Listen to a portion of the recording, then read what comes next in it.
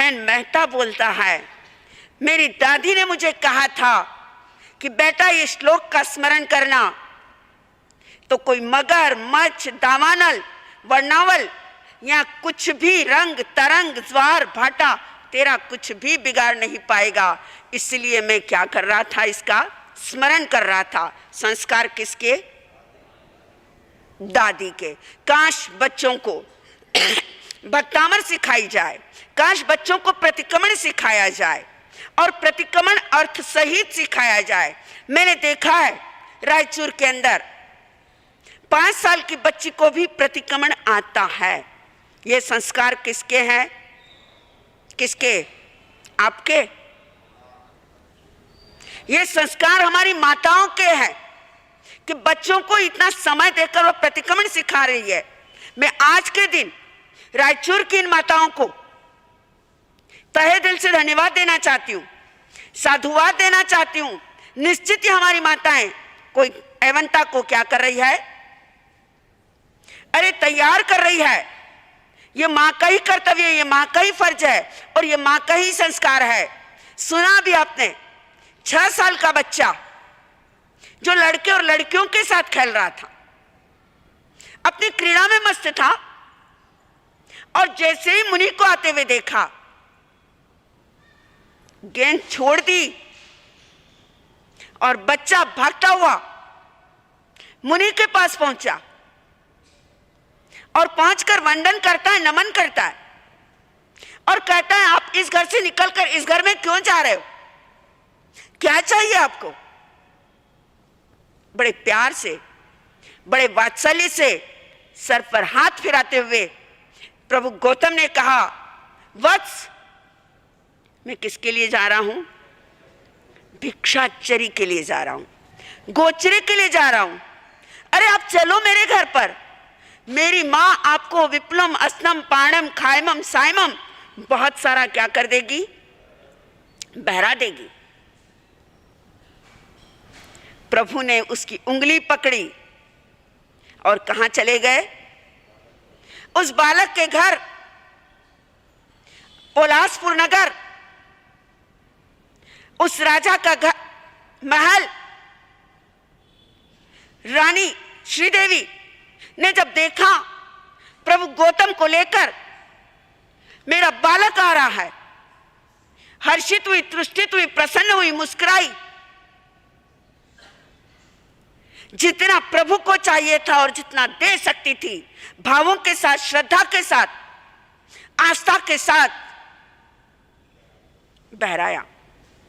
और बहराने के बाद जब प्रभु जाने लगे, बालक कहता है, मां, क्या मैं भी इनके साथ जाऊं? जाओ बेटा, जाओ, जरूर जाओ, पुनः लौटकर जल्दी आना। पकड़ ली उंगली, थाम लिया हाथ, ले लिया सहारा, चला गया वह बालक प्रभु के दरबार में, परमात्मा के दरबार में, उस समोशरण में, उस मंगल मंदिर में गया। भक्ति के साथ, श्रद्धा के साथ वंदन किया। वाह प्रभु, क्या देवादिदेव थे तुम?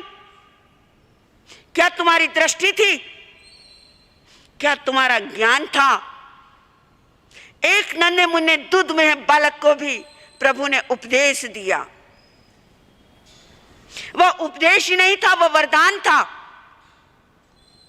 वह वाणी वाणी नहीं थी, वह तिन्नाणम तार्याणम था। वह 6 साल का बच्चा वाणी सुनकर कहता है, मुझे दीक्षा लेना है।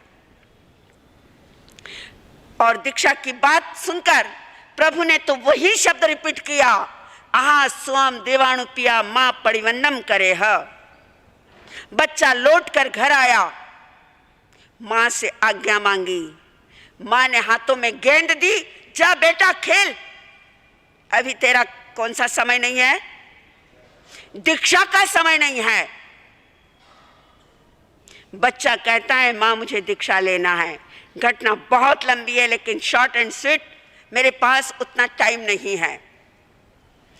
बच्चे ने बहुत आग्रह किया।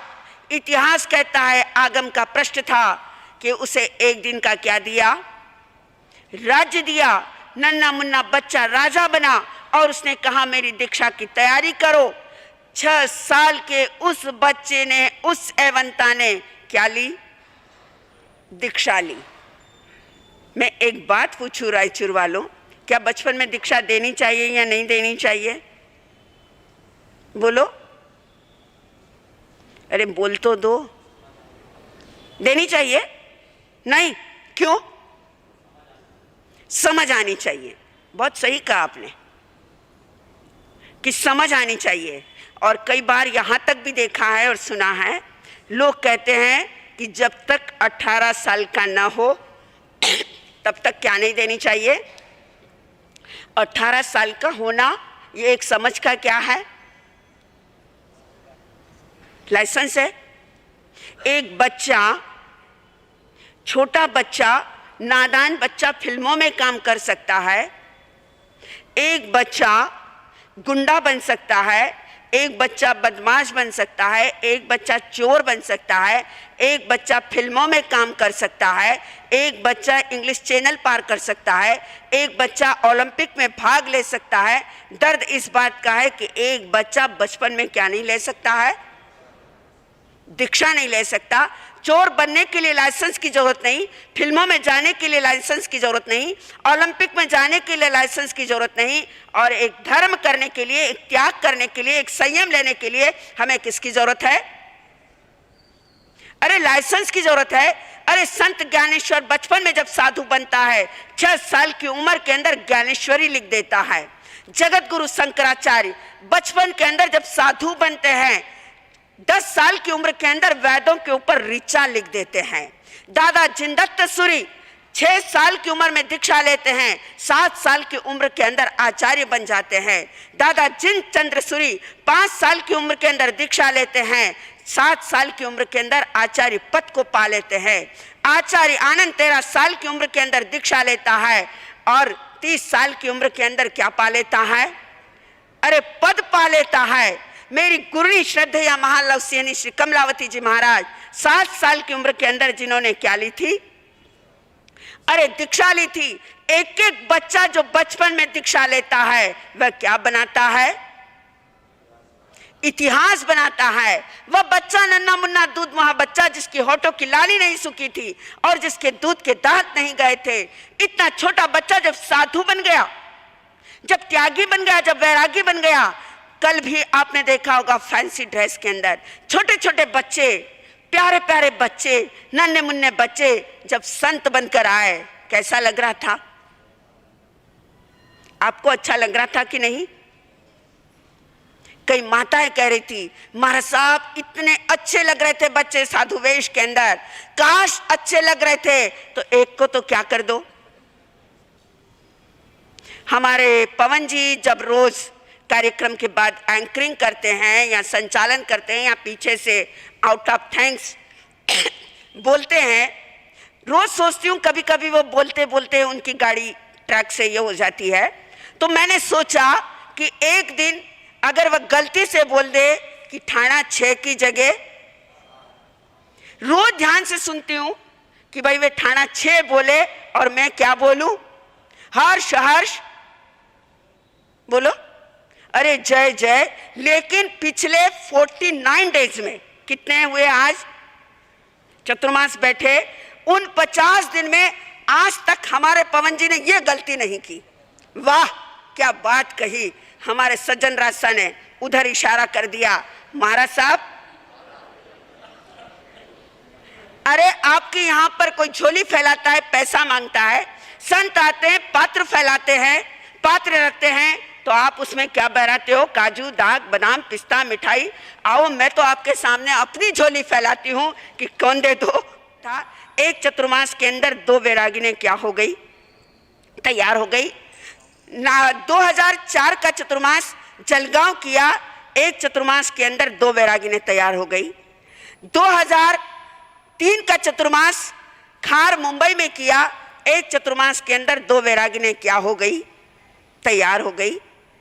आज तक के कई जगहों का इतिहास है कि जहां चतुर्मास किया वहां से एक नहीं कितनी निकली, 2 निकली।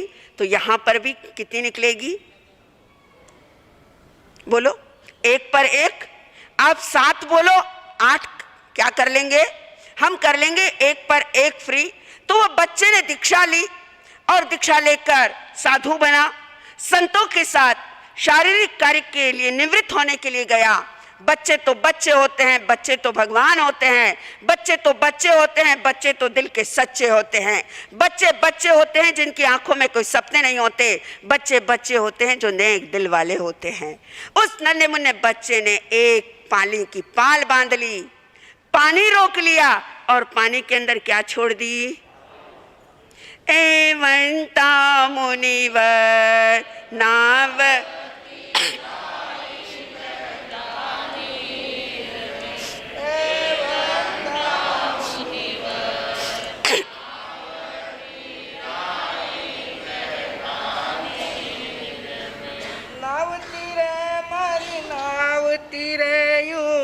मुख से शब्द उच्चारे, नाव तीरे मारी नाव तीरे यूं मुख से शब्द उच्चारे, साधारे मन शंका उपजी क्रिया लागे थारे, हो एवंता मुनिवर नाव तीराय।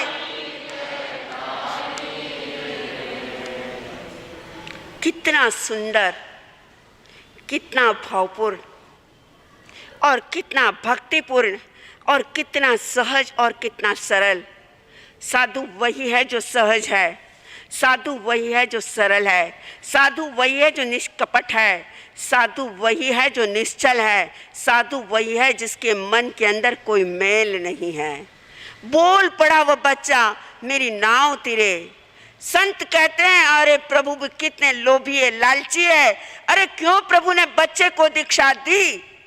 काश जिसे साधु जीवन की क्रिया ही नहीं आती है, जिसे कुछ भी पता नहीं है, ऐसे नादान बच्चे को दीक्षा दे दी।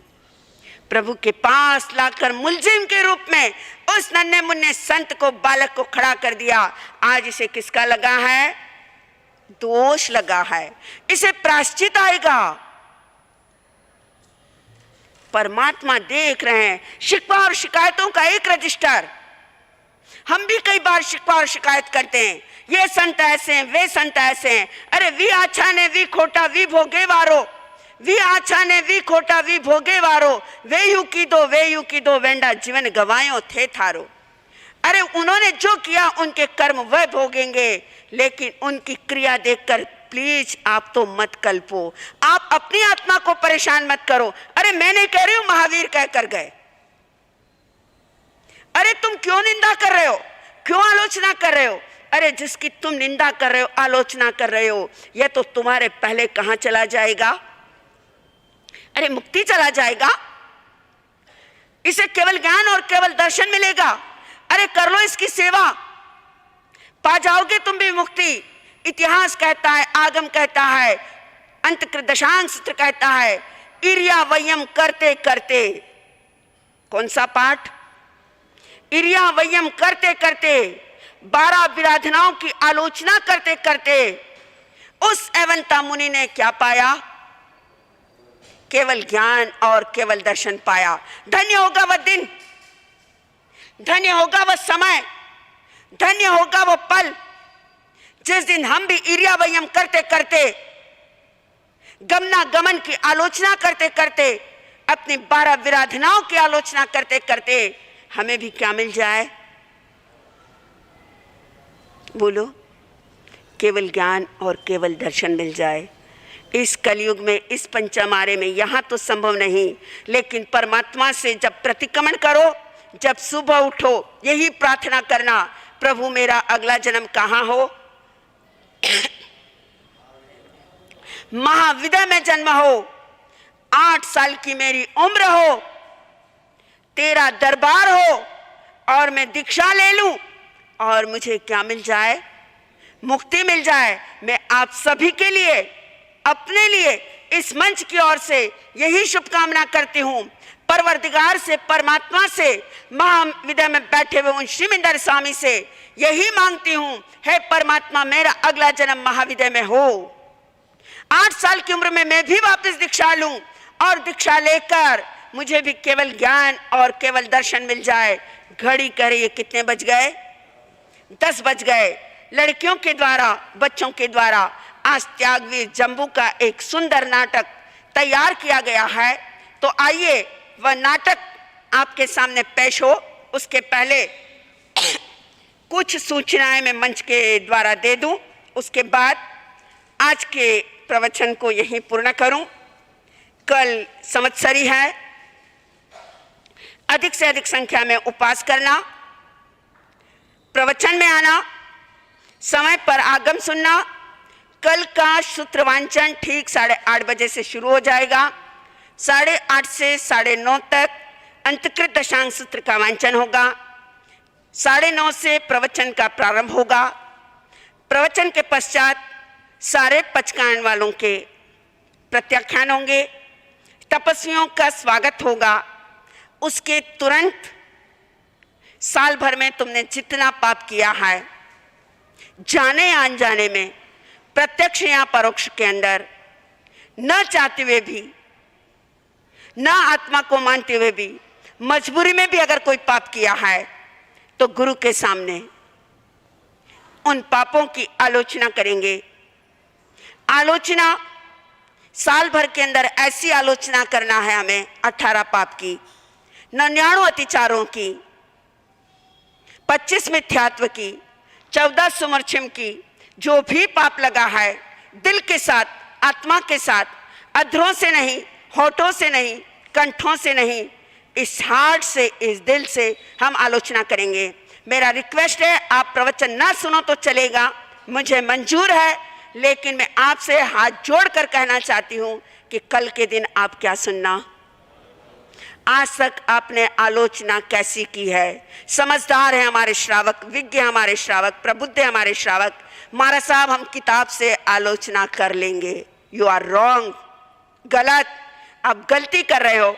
आलोचना गुरु के मुंह से होनी चाहिए, संतों के मुंह से होनी चाहिए, वही सही मायने में आलोचना है।